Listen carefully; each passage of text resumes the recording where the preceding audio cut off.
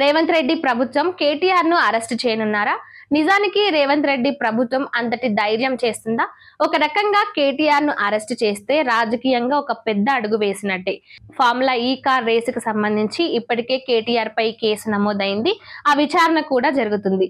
GHMC నిధుల నుంచి 55 కోట్లను ఫార్ములా ఈ కార్ రేసుకు వాడినట్లు జీహెచ్ఎంసీ అధికారులు తెలిపారు. ఇక అదే విధంగా కేటీఆర్ చెప్తేనే ఆ నిధులను మంజూరు చేశామని అప్పటి జీహెచ్ఎంసీ అధికారులు చెప్పారు.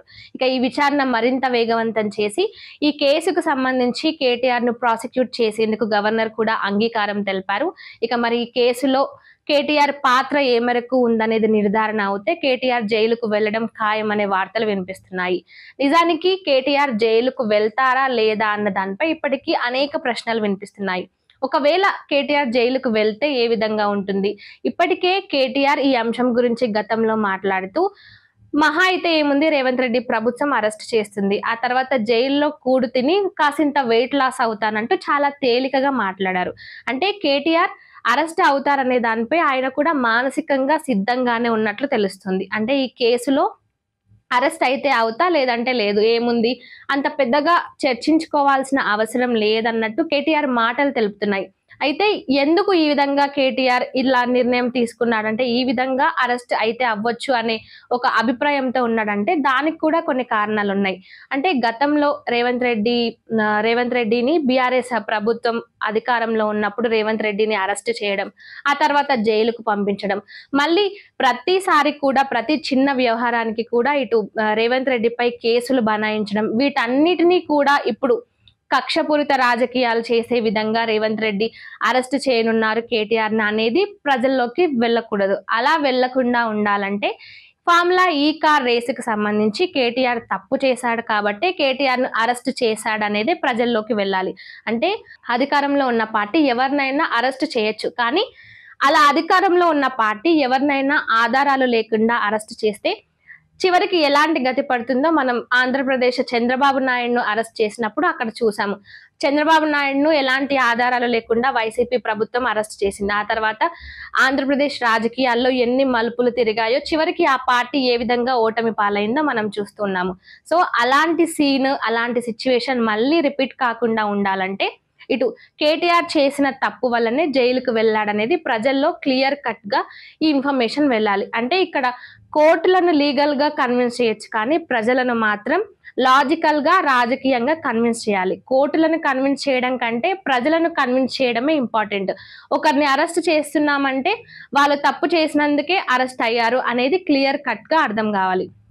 ఇక ఇప్పటికే బీఆర్ఎస్ పార్టీ గాఢ నిద్రలో ఉంది. ఆ పార్టీ అసలు చురుగ్గా లేదు. 2023 ఎన్నికల్లో కూడా ఓటమి పాలైంది. ఆ తర్వాత జరిగిన లోక్సభ ఎన్నికల్లో కూడా ఒక్క సీటును కూడా గెలుచుకోలేకపోయింది.